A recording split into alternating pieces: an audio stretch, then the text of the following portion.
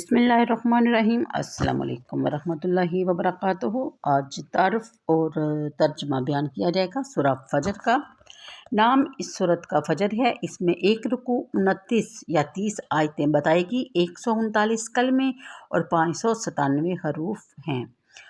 مکہ مکرمہ میں نازل ہوئی یہ سورت۔ اس کے مضامین پر غور کرنے سے پتہ چلتا ہے کہ اس کا نزول اس وقت ہوا جب کفار نے مسلمانوں پر بے دریغ مشق و ستم شروع کر دی تھی۔ وہ انہیں جبراً پھر کفر کی طرف لوٹنے پر مجبور کر رہے تھے۔ مسلمانوں کی حوصلہ افزائی کے لیے اس سورت مبارک کا نزول ہوا۔ مضامین: ابتدا میں کفار نے اسلام کے دلوں کو مسخر کر لینے والی قوت کا صحیح اندازہ نہ لگایا تھا۔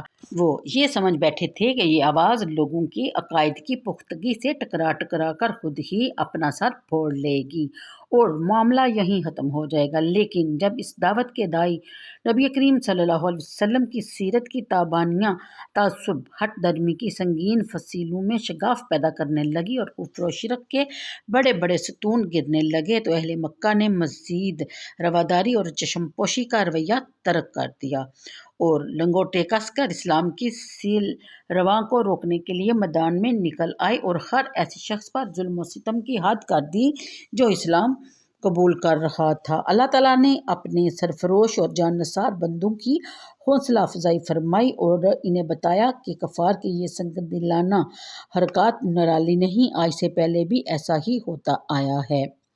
بڑے بڑے جابر اور طاقتور قبائل نے اور سنگ دل حکمرانوں نے اپنے تمام وسائل کو بروئے کار لا کر اہل حق کو حرف غلط کی طرح مٹانے کی کوششیں کی، لیکن عذاب خداوندی نے ان کو نیست و نابود کر دیا۔ اگر مکہ کے ان رئیسوں نے اپنی یہ ظالمانہ روش نہ چھوڑی تو ان کا انجام بھی ایسا ہی المناک ہوگا۔ اللہ کریم سب لوگوں کے ہر قسم کی اعمال کو بڑے غور و سے دیکھ رہے ہیں، یعنی مشاہدہ کر رہے ہیں، اور مناسب وقت پر ان کو عبرتناک سزا بھی دی جائے گی۔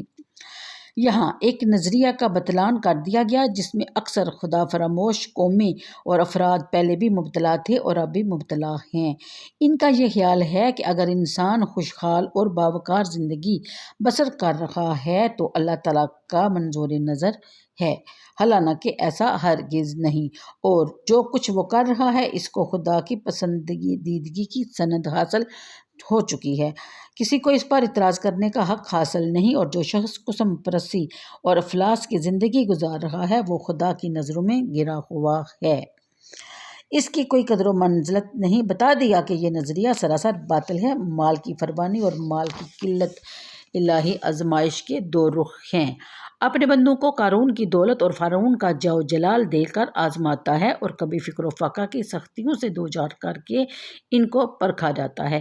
جس نے اس کی نعمتوں پر شکر ادا کیا اور مصائب میں صبر کا دامن نہ چھوڑا اور دربار خداوندی میں سرخرو اور کامیاب ہے، وہی اے اپنی ثروت کی کثرت اور اپنی ریاست و امارت پر فخر کرنے والو، کبھی تو نے اپنے اعمال کی طرف بھی دیکھنے کی زحمت گوارا کی ہے؟ نہ یتیم کا احترام، نہ غریب سے ہمدردی، مال و دولت سمیٹنے کے بغیر اور کوئی مقصد ہی پیش نظر نہیں ہے۔ جائز و ناجائز ذرائع میں کبھی امتیاز روا نہیں رکھا۔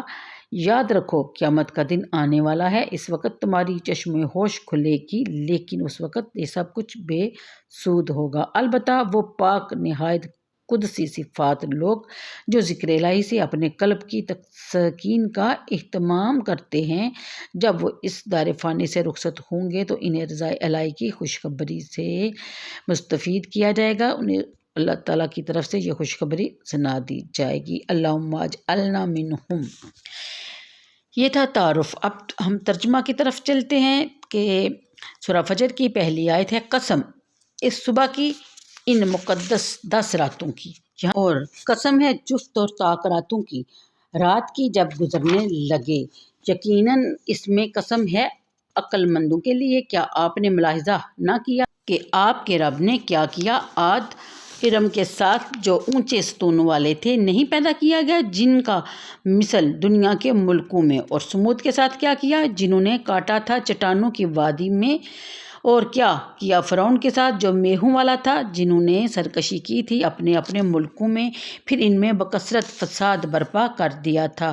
پس آپ کے رب نے ان پر عذاب کا کوڑا برسایا۔ بے شک آپ کا رب سرکشوں اور مفسدوں کی طاق میں ہے۔ مگر انسان بھی عجیب شے ہے کہ جب آزماتا ہے اسے اس کا رب، یعنی اس کو عزت دیتا ہے اور اس پر انعام فرماتا ہے تو وہ کہتا ہے کہ میرے رب نے مجھے عزت بخشی، اور جب اس کو یوں آزماتا ہے کہ اس پر روزی تنگ کر دی جاتی ہے تو کہنے لگتا ہے کہ میرے رب نے مجھے ذلیل کر دیا۔ ایسا نہیں ہے، بلکہ اس کی وجہ یہ ہے کہ تم یتیم کی عزت نہیں کرتے اور نہ تم ترغیب دیتے ہو مسکین کو کھانا کھلانے کی، اور چٹ کر جاتے ہو میراث کا سارا مال اور دولت سے حد درجہ محبت کرتے ہو۔ یقیناً جب زمین کو کوٹ کر ریزہ ریزہ کر دیا جائے گا، جب آپ کا رب جلوہ فرما ہوگا، فرشتے قطار در قطار حاضر ہوں گے اور سامنے لائی جائے گی اس دن جہنم۔ اس روز انسان کو سمجھ آئے گی، لیکن اس سمجھنے کا کیا فائدہ؟ اس دن کہے گا کاش میں نے کچھ آگے بھیجا ہوتا اپنی اس زندگی کے لیے۔ پس اس دن اللہ کے عذاب کی طرح نہ کوئی عذاب دے سکے گا، نہ اس کے باندھنے کی طرح کوئی باندھ سکے گا۔ اے نفس مطمئن، واپس چلو اپنے رب کی طرف اس حال میں کہ تو اس سے راضی اور وہ تجھ سے راضی، شامل ہو جا میرے خاص بندوں میں، داخل ہو جا میری جنت میں۔